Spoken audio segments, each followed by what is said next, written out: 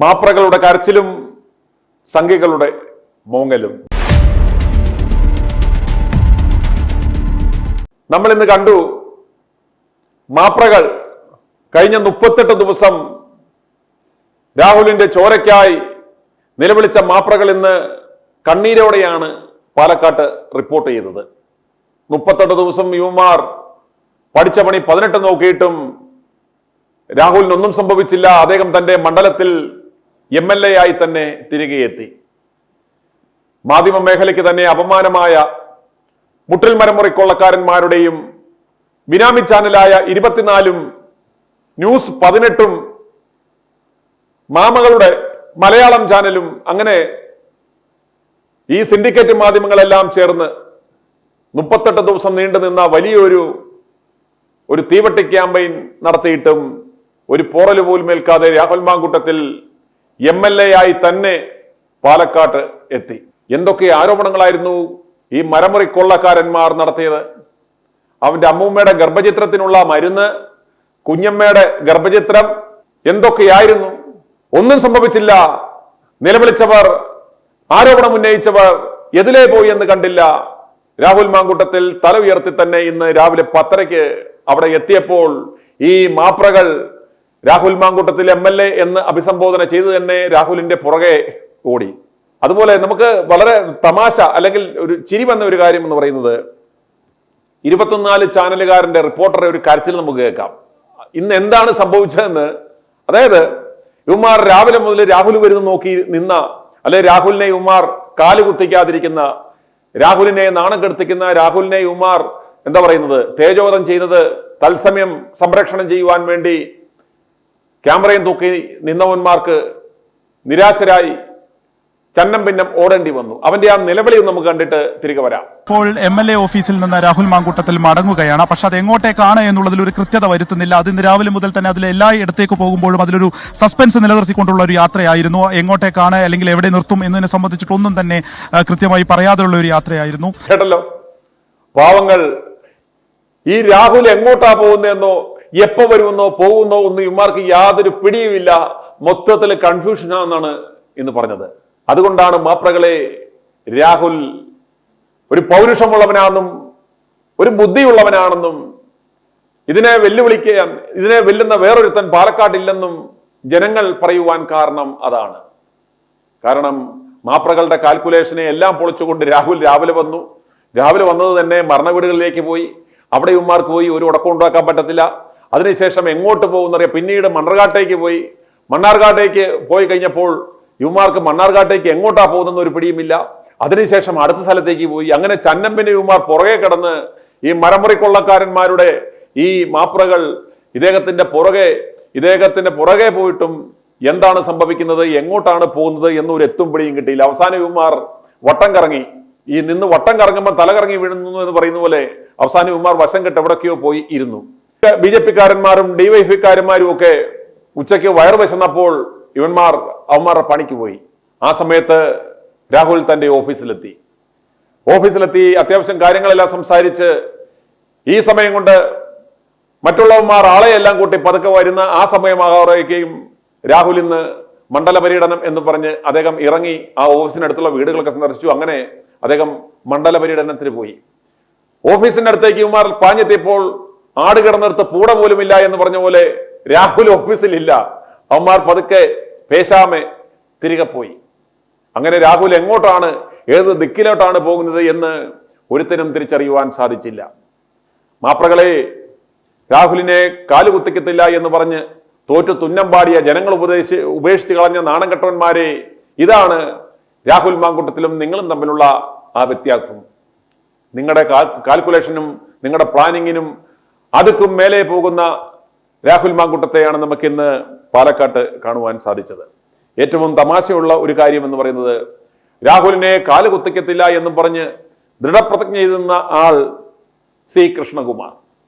Palakkad A class മണ്ഡലത്തിൽ താമര വിരിയിക്കുവാൻ ഉറപ്പായും താമര വിരിയുമെന്നും പറഞ്ഞ് നിന്ന C. കൃഷ്ണകുമാർ കേരളത്തെ ചരിത്രത്തിൽ ആദ്യമായിട്ടാവണം 2ാം സ്ഥാനത്ത് വന്നു. സാധാരണ ഏറ്റവും പുറകിൽ ചുരുങ്ങിയ സമയങ്ങളിൽ മാത്രമേ BJP സ്ഥാനാർത്ഥികൾക്ക് നിയമസഭ ലോക്സഭാ തെരഞ്ഞെടുപ്പുകളിൽ കെട്ടിവെച്ച കാശ് കിട്ടിയിട്ടുള്ളൂ. ആ സ്ഥിതിക്ക് ഇത്തവണ എങ്ങനെയാണെങ്കിലും പാലക്കാട് താൻ വിജയിച്ചു കയറും എന്ന് കരുതിയ ആളാണ് സി കൃഷ്ണകുമാർ. ആ കൃഷ്ണകുമാറാണ് പറയുന്നത് പാലക്കാട്ട് രാഹുലിനെ കാലുകുത്തിക്കത്തില്ല, ഔദ്യോഗിക പരിപാടികളിലൊന്നും പങ്കെടുപ്പിക്കത്തില്ല എന്ന്. ഈ നാണംകെട്ട രാഹുലിന്റെ കയ്യിൽ നിന്ന് ദയനീയ പരാജയം ഏറ്റുവാങ്ങിയ, ജനങ്ങൾ ചവിട്ടി ഓടിച്ച, ഓടുമേലരെ എന്ന് പറഞ്ഞ് ഓടിച്ച ആ കൃഷ്ണകുമാറാണെന്ന് വീരവാദം മുഴക്കിയത് രാഹുലിനെ പാലക്കാടൻ മണ്ണിൽ കാലുകുത്തിക്കത്തില്ല എന്ന്. സകലതും മറന്ന രാഹുൽ ഇല്ലാതായാൽ അവിടെ കയറി ഇരിക്കാമെന്ന് കരുതുന്ന ഈ കൃഷ്ണകുമാറിനോട് ചില കണക്കുകൾ ഞങ്ങൾ പറയുവാൻ ആഗ്രഹിക്കുകയാണ്. ഇക്കഴിഞ്ഞ ഉപതെരഞ്ഞെടുപ്പിൽ സി കൃഷ്ണകുമാറിന് ലഭിച്ച വോട്ടെന്ന് പറയുന്നത് 39,549 വോട്ടുകളാണ്. മൊത്തം പോൾ ചെയ്ത വോട്ടിന്റെ 28.63% ഇദ്ദേഹത്തിന് ലഭിച്ചത്. അതേസമയം രാഹുൽ മാങ്കൂട്ടത്തിൽ എന്ന അടൂരിൽ നിന്നും ഏതാനും 2-3 ആഴ്ചകൾക്ക് മുമ്പ് മാത്രം അവിടെ എത്തിയ ആ രാഹുൽ നേടിയതാവട്ടെ 58,052 വോട്ട്. അതായത് മൊത്തം പോൾ ചെയ്ത വോട്ടുകളുടെ 42.27% വോട്ടുകൾ ഈ രാഹുൽ നേടി.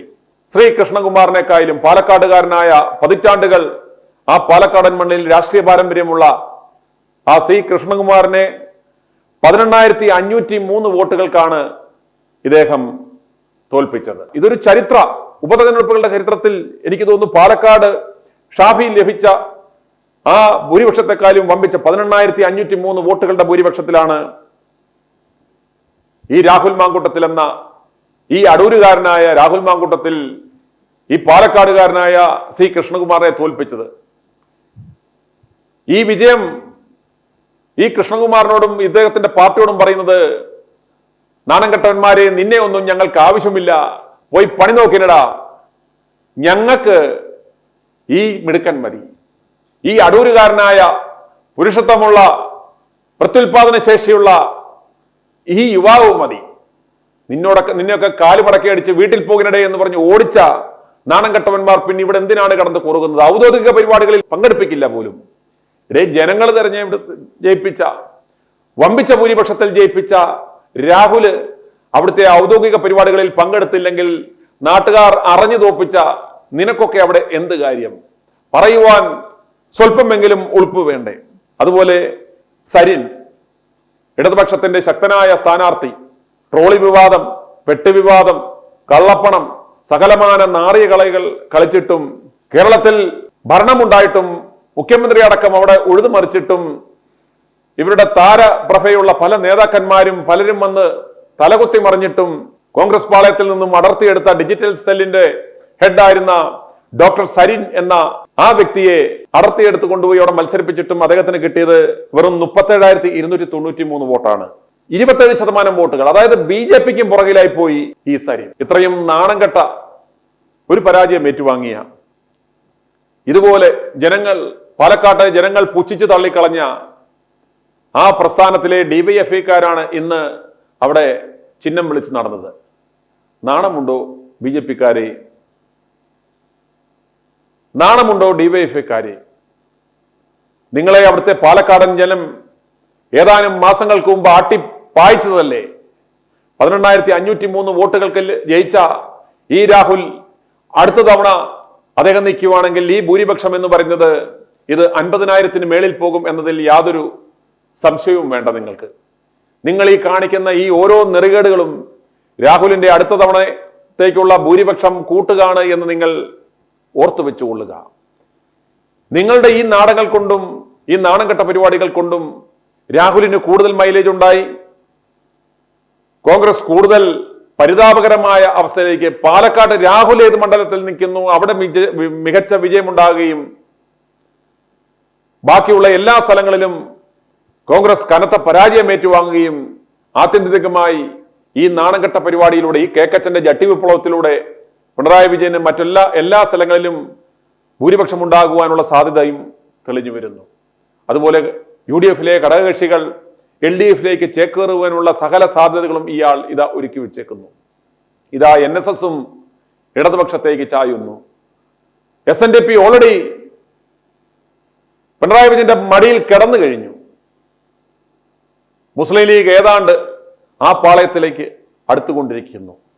നാണംകെട്ടവന്മാരെ, അടുത്ത കസേരയിൽ കയറി ഇരിക്കാമെന്ന് കരുതി കതറും തയ്പ്പിച്ചിരിക്കുന്ന നാണംകെട്ട കേക്കച്ച, നാണംകെട്ട നേതാക്കന്മാരെ, നീയൊക്കെ നിൽക്കുന്ന ആ നിന്റെ കാൽച്ചോട്ടിലെ മണ്ണ് ഒഴുകിപ്പോകുന്ന ശബ്ദം പോലും നിനക്കൊന്നും കേൾക്കാൻ സാധിക്കുന്നില്ലല്ലോ എന്ന് ഓർക്കുമ്പോൾ, കാണുമ്പോൾ ജനങ്ങൾക്ക്, ജനാധിപത്യ വിശ്വാസികളായ ജനങ്ങൾക്ക് നിന്നോടൊക്കെ പരമ പുച്ഛമാണ് എന്ന് അറിയുക.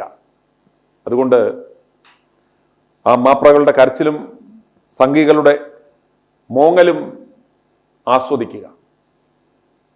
രാഹുലിനെ തീർക്കുവാനായി കഴിഞ്ഞ 38 ദിവസം കിടഞ്ഞു പരിശ്രമിച്ച ആ മാപ്രകളും സംഘികളും മോങ്ങട്ടെ.